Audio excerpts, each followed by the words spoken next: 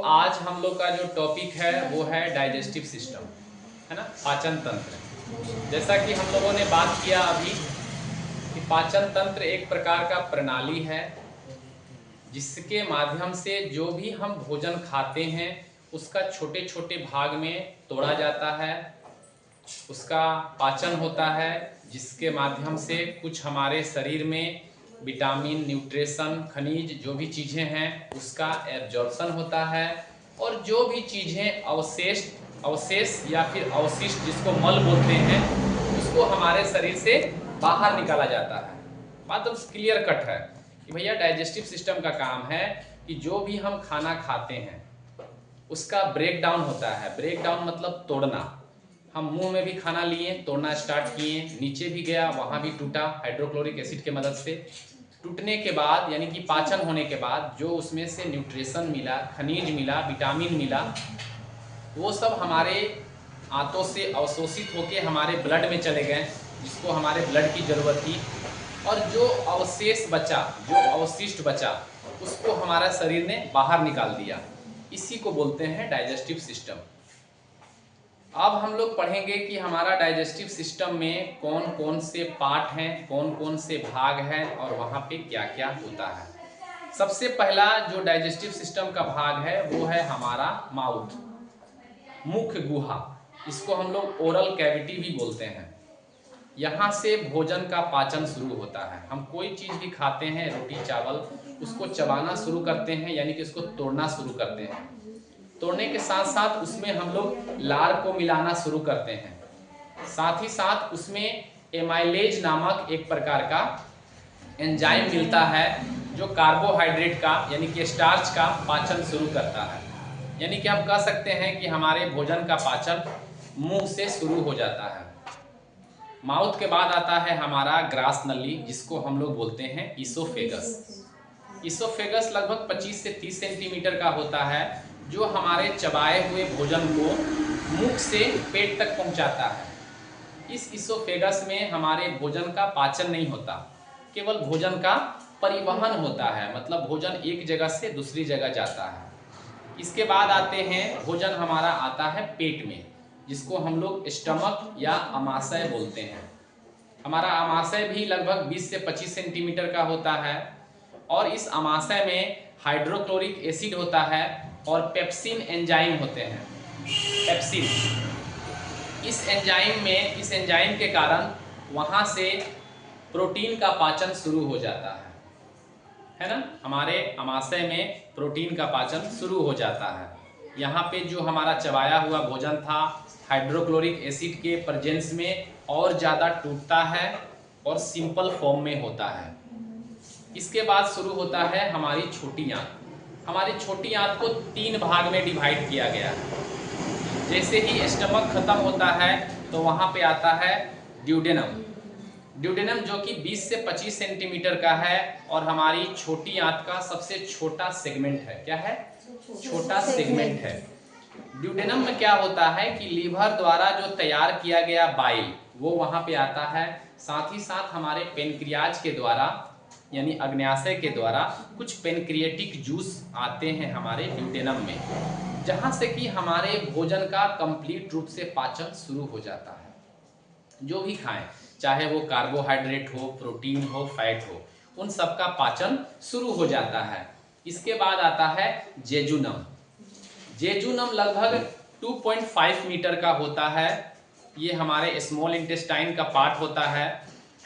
इसमें क्या होता है कि जो भोजन होता है उससे जो पच करके न्यूट्रिशन होता है, ये हमारे जेजुनम से उसका एब्जॉर्प्शन शुरू हो जाता है। जो हमने खाया वो पचा, पचने के बाद जो विटामिन, मिनरल, इलेक्ट्रोलाइट जो सारी चीज़ें बनी लिक्विड फॉर्म में, उन चीज़ों का अवशोषण शुरू हो जाता है। बाकी चीज़ें आगे बढ़ती रहती हैं। जेजुनम के बाद आता है इलियम। इलियम हमारे छोटी आंत का सबसे बड़ा सेगमेंट है, जो लगभग 3.5 मीटर का होता है। यहाँ पे और बचा खुचा जो भी था न्यूट्रिशन, हमारे भोजन में जो अभी और न्यूट्रिशन बचा था उसका फर्दर एब्जॉर्प्शन कंटिन्यू रहता है। अवशोषण कंटिन्यू होता रहता है। यहाँ पे लगभग सारे विटामिन, मिनरल, खनिज का लगभग अवशोषण हो जाता है और यहाँ पे हमारी छोटी आंत खत्म होती है। हमारी छोटी आंत जिसकी लंबाई लगभग 6 से 7 मीटर होती है। इसके बाद हमारा शुरू होता है बड़ी आंत। बड़ी आंत का सबसे पहला भाग होता है जिसको हम लोग बोलते हैं सीसम। सीसम को हम एक जंक्शन बोलते हैं, जंक्शन बोलते हैं, जंक्शन नहीं, जंक्शन। जंक्शन मतलब जहां दो चीजें मिलती हैं, एक तो छोटी आंत मिल रही है और एक बड़ी आंत शुरू हो रही है। तो सीसम हमारा 25 से 30 सेंटीमीटर का होता है, जो बड़ी आंत का भाग है, लार्ज इंटेस्टाइन का भाग है। और यहाँ पे क्या होता है कि जो चीजें हमारे छोटी आंत में अवशोषित होके बची, वो उसको कैरी करता है बड़ी आंत की तरफ। अब बोलता है कि चलिए भाई अब बड़ी आंत शुरू हो गई, तो सीसम उसको आगे बढ़ाने का काम करता है। और सीसम का एक छोटा सा पार्ट होता है जो सीसम से अटैच होता है, अपेंडिक्स। अपेंडिक्स एक छोटा सा पार्ट है सीसम का, या कह सकते हैं बड़ी आंत का, जिसका कि पाचन प्रणाली में कोई भी काम नहीं है, मगर उसका काम है हमारा इम्यून सिस्टम में, है ना, हमारे रोग प्रतिरोधक क्षमता में उसका थोड़ा सा भाग है, थोड़ा सा काम है। बहुत ज्यादा उसका इंपॉर्टेंस हमारे शरीर में नहीं है। अब सीसम के बाद शुरू होता है कोलोन। हमारे कोलोन को जो है लगभग 4 भाग में बांटा गया है। सबसे पहला कोलोन है एसेंडिंग कोलोन। एसेंडिंग कोलोन जो हमारा भोजन था जिसमें से न्यूट्रिशन खींच लिया गया था, जो अवशिष्ट बचा, उसमें जो भी वाटर हैं या जो भी इलेक्ट्रोलाइट बचे हैं, उनका फर्दर एब्जॉर्प्शन यानी कि रीएब्जॉर्प्शन कह सकते हैं, पुनः अवशोषण शुरू होता है। हमारी बड़ी आंत का मेनली काम होता है हमारे भोजन में बचा हुआ पानी का अवशोषण। जो इतना हम लोग पानी पीते हैं खाना के साथ, वो ज़्यादातर पानी, मतलब अगर कोई सवाल करे कि जो हमारे शरीर में पानी जा रहा है, जो पी रहे हैं, उसका अवशोषण कहाँ होता है, एब्जॉर्प्शन कहाँ होता है, तो हम कहेंगे बड़ी आंत। छोटी आंत में न्यूट्रिशन, विटामिन, मिनरल, इन सब सारी चीजों का अवशोषण होता है। लेकिन बड़ी आंत में क्या होता है, वाटर का एब्जॉर्प्शन, पानी का एब्जॉर्प्शन मेजर पार्ट है ना। तो वाटर और इलेक्ट्रोलाइट हमारा असेंडिंग कोलोन में सूखना, अवशोषण होना, पुनः अवशोषण होना शुरू हो जाता है। एसेंडिंग कोलन हमारे जो अवशिष्ट हैं, हमारा जो बचा हुआ भोजन है, उसको नीचे से ऊपर की तरफ ले जाता है, उसको बोलते हैं एसेंडिंग कोलन। फिर इसके बाद आता है ट्रांसवर्स कोलन। ट्रांसवर्स कोलन हमारा क्या है, हमारे जो भोजन है उसका जो पार्ट है उसको दाहिने से बाएं की तरफ ले जाता है, ट्रांसवर्स करता है।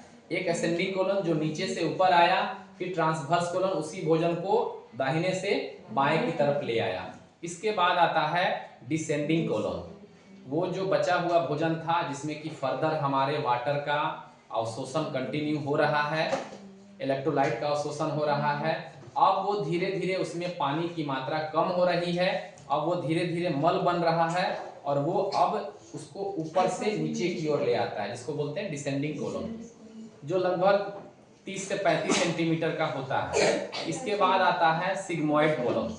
सिग्मोइड कोलन सबसे बड़ा कोलन है जो लगभग 40 से 45 सेंटीमीटर का होता है, जो कि हमारे बचा हुआ भोजन में से बचा खुचा पानी को वहीं पे अवशोषण होता है सिग्मोइड कोलन में। और उसके बाद वो सारे मल को, जो मल तैयार हो गया, क्योंकि हमने बात किया था कि कोलन में या फिर बड़ी आंत में हमारे बचे हुए जो न्यूट्रिशन है और पानी है, जल है, उनका अवशोषण होता है और उसको मल तैयार किया जाता है। तो अब जो तैयार हुआ मल है, जिसमें कि पानी अब बिल्कुल भी नहीं है, सारी चीजें अवशोषित हो चुकी हैं, उसको रेक्टम तक पहुंचाता है। रेक्टम जो लगभग 10 से 15 सेंटीमीटर का होता है, इसको हिंदी में मलाशय बोलते हैं, जहां पर कि मल कुछ समय के लिए टेम्परेरली यानी कि अस्थायी रूप से मल वहां पे जमा होता है, जिसको बोलते हैं रेक्टम यानी कि मलाशय। यहाँ से मल अब शरीर से बाहर निकलने के लिए तैयार होता है। एक जगह है जहाँ से मल निकलता है, जिसे हिंदी में गुदा या फिर एनस बोलते हैं। एनस यानी कि मल द्वार भी बोलते हैं, जहाँ से मल बाहर निकलता है, जो लगभग 3 से 4 सेंटीमीटर का होता है। यहाँ से मल हमारा बाहर होता है। ये डाइजेस्टिव सिस्टम कंप्लीट।